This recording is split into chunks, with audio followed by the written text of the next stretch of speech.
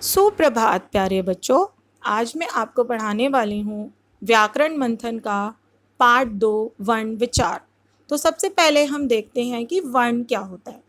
मूल ध्वनि का वह लिखित रूप जिसके खंड नहीं हो सकते वर्ण कहलाता है। यानी हम इन ध्वनियों के और अधिक टुकड़े नहीं कर सकते। भाषा की सबसे छोटी इकाई ध्वनि है और ध्वनि का लिखित रूप वर्ण कहलाता है। अब आप सबको सोच रहे होंगे कि ये ध्वनि क्या होती है। जो भी बेटा हम मुंह से बोलते हैं जैसे क ख ग घ अ आ ई कुछ भी, तो ये सब क्या कहलाती है? ये सब ध्वनियाँ हैं, आवाज़ें हैं। और जब हम इनको लिख देते हैं तो ये वर्ण कहलाती हैं और हम इनको और अधिक टुकड़ों में नहीं तोड़ सकते। वर्णमाला क्या होती है? वर्णों के व्यवस्थित समूह को वर्णमाला कहते हैं। जो वर्ण का व्यवस्थित समूह है, जब हम इन वर्णों को इकट्ठा करके अच्छे से एक जगह पर लिख देते हैं, अरेंज कर देते हैं, तो वो कहलाते हैं वर्णमाला। वर्ण के दो भेद होते हैं, स्वर और व्यंजन। स्वर क्या होते हैं? वे ध्वनियाँ जो किसी भी अन्य ध्वनि की सहायता के बिना बोली जा सकती हैं। यानी स्वर स्वतंत्र ध्वनि है। स्वर को बोलने के लिए हमें किसी और ध्वनि की सहायता नहीं लेनी पड़ती। और ये 11 होते हैं संख्या में। कौन कौन से होते हैं ये? अ आ ई उ रि ए उ औ। स्वर के 3 भेद हैं। ह्रस्व स्वर। ह्रस्व स्वर को बोलने में हमें बहुत कम समय लगता है और ये संख्या में 4 होते हैं, जैसे अ ई उ री। दीर्घ स्वर क्या होती हैं? दीर्घ स्वरों को बोलने में हमें ज़्यादा समय लगता है और ये संख्या में 7 होते हैं। आ ई उ ए ओ औ। पलूत स्वर क्या होते हैं? पलूत स्वर को बोलने में हमें और भी ज़्यादा समय लगता है, ये बहुत लंबा खींचता है, और जैसे ओम। ठीक है, तो फिर बात करते हैं व्यंजन की। अब व्यंजन क्या है?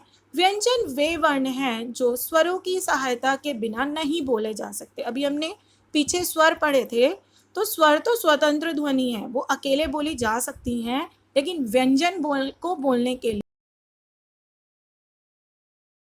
बिना स्वरों की सहायता के व्यंजन बोले नहीं जा सकते। इनकी संख्या कितनी होती है? इनकी संख्या 33 होती है। अब हम देखेंगे कि वो कौन कौन से व्यंजन होते हैं। जैसे सबसे पहले आता है क वर्ग। क वर्ग जो है वो कंठ से निकलता है, उच्चारण स्थान उसका कंठ होता है। कंठ मतलब गला। तो जब भी ये क वर्ग के व्यंजन हम बोलेंगे तो हमारे गले में वाइब्रेशन होगी। क ख ग घ ड़। फिर आता है च वर्ग। च वर्ग का मतलब जो च वर्ग के जितने भी व्यंजन होंगे वो तालु से बोले जाते हैं। तालु क्या होता है? जीभ के ऊपर का हिस्सा। जीभ ऊपर टच करेगी, जीभ ऊपर छुएगी। देखो च छ ज झ न। फिर ट वर्ग आता है। ट वर्ग का मतलब मूर्धा। मूर्धा इसका उच्चारण स्थान है। मूर्धा मतलब जीभ मुड़ जाती है जहां पर। ट ठ ड ढ न। टवर्ग के व्यंजनों को हम दांत के पास वत्स स्थान से बोलते हैं। दांत के पास ही एक जगह होती है उच्चारण स्थान, जिसको वत्स बोलते हैं। त थ द ध न। पवर्ग में जितने भी व्यंजन होते हैं वो होंठ, दोनों होंठ उसमें मिलते हैं, जैसे प फ ब भ म। अंतस्थ का मतलब क्या होता है? जिन व्यंजनों को बोलने में जीभ मुंह के किसी भी हिस्से को पूरी तरह से नहीं छूती, वो अंतस्थ व्यंजन होते हैं, जैसे य र ल व। उष्म का मतलब गर्मी। जब हमारे मुंह से गर्मी निकलती है, जिन व्यंजनों को बोलते हुए हमारे मुंह के अंदर गर्म हवा बनती है, वो उष्म व्यंजन होते हैं, जैसे श श स ह। और संयुक्त व्यंजन वो होते हैं जो दो व्यंजनों को मिलाकर बनते हैं, जैसे श त्र ज्ञ और श्र। अच्छा, हिंदी में बेटा दो अलग व्यंजन भी होते हैं, जिसमें ड ढ के नीचे बिंदी और ढ ढ के नीचे बिंदी।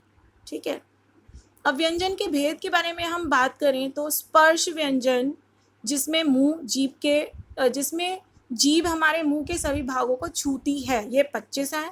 अंतस्थ व्यंजन वो होते हैं जिसमें जीभ हमारे मुंह के किसी भी भाग को नहीं छूती, ये 4 होते हैं। उष्ण व्यंजन जिसके अंदर जिसको बोलने में मुख से गर्मी निकलती है, 4 व्यंजन होते हैं ये भी। और संयुक्त व्यंजन जो अभी हमने पीछे देखे, श से क्षत्रिय, क और श से बनता है, त्र से त्रिशूल, त और र से बनता है, य से ज्ञानी, ज और न से बनता है, और श्र से श्रमिक, श और र से बनता है। अब बात करते हैं व्यंजन गुच्छ की। व्यंजन गुच्छ क्या होता है? गुच्छ मतलब गुच्छा, किसी चीज का बंच। जब दो अलग अलग व्यंजनों को एक साथ मिलाकर नए अक्षर का निर्माण हो, जिसमें पहला व्यंजन स्वर रहित हो और दूसरा व्यंजन स्वर सहित हो, तो वह गुच्छ व्यंजन गुच्छ कहलाता है। जैसे स्वर रहित का मतलब क्या होगा बच्चे? आधा व्यंजन। स्वर रहित मतलब आधा व्यंजन, जैसे आधा च और छ। आधा च और छ से आधा च को हम ऐसे भी लिख सकते हैं, च के नीचे हलंत, इसका मतलब भी आधा च ही होता है। तो ये बनेंगे स्वच्छ और अच्छा। अब हम सीखेंगे हलंत क्या होता है। वर्ण के आधे होने का सूचक चिन्ह जो वर्ण के नीचे लगाया जाता है, जैसे मिट्टी, शुद्ध आदि। ट के नीचे हलंत मतलब ट आधा है और द भी आधा है। अब र का प्रयोग हम अलग अलग तरीकों से करते हैं, तो देखते हैं कि र का प्रयोग हम कैसे कैसे करते हैं। सबसे पहले र पैर में लगता है, ठीक है। जैसे किसी वर्ण में र दूसरे स्थान पर हो तो उनमें पहला व्यंजन पूरा लिखा जाता है। जैसे प र अ, इसमें र जो है वो दूसरे स्थान पे है, तो पहला वाला व्यंजन जो प है वो पूरा लिखेंगे और र को प के पैर में लगा देंगे। जैसे प र अ मीन्स प्र, ऐसे ही क र अ मीन्स क्र।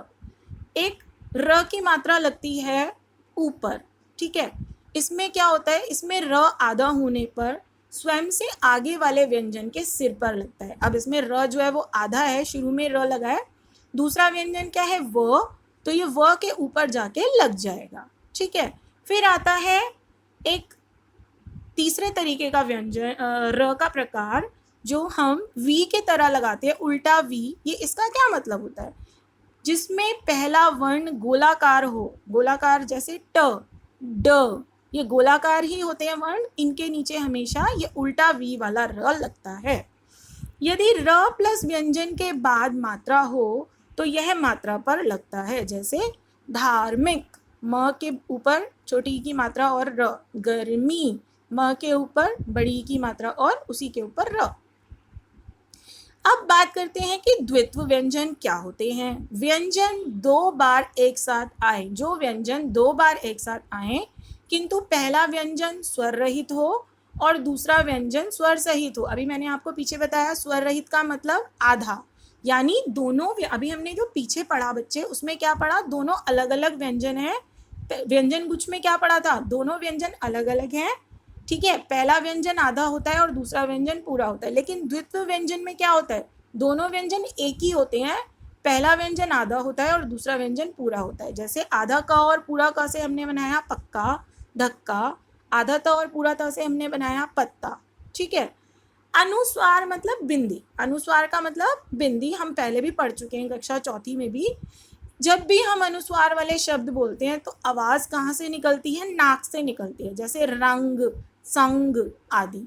अनुनासिक यानी चंद्र बिंदु, जब हवा नाक और मुंह दोनों से निकलती है तो वो अनुनासिक कहलाती है। अनुनासिक चिन्ह लगता है जैसे आँख, पांच, चांद आदि, ठीक है। फिर होता है विसर्ग। विसर्ग यानी दो बिंदियां, ठीक है। व्यंजन के बाद ये विसर्ग का चिन्ह लगता है और इसके उच्चारण में किसकी आवाज आती है? ह की। जैसे प्रातः, अतः, पुनः आदि। आगत ध्वनि मतलब अर्धचंद्र। आपको पता है कुछ अंग्रेजी के शब्द होते हैं जिन्हें हम हिंदी में भी वैसे ही लिखते हैं जैसे इंग्लिश में हम उन्हें बोलते हैं। जैसे डॉक्टर, इंग्लिश में भी डॉक्टर होता है, हिंदी में उसको डॉक्टर लिखते हैं। तो जब अंग्रेजी के शब्दों को हम हिंदी में भी वैसे ही लिखते हैं तो वहां पर ये आगत ध्वनि लगती है, जिसको हम अर्धचंद्र भी बोलते हैं। जैसे डॉक्टर, कॉलेज, ऑफिस आदि। तो आशा करती हूँ कि ये पाठ आपको समझ में आ गया होगा। आपका दिन शुभ हो। धन्यवाद।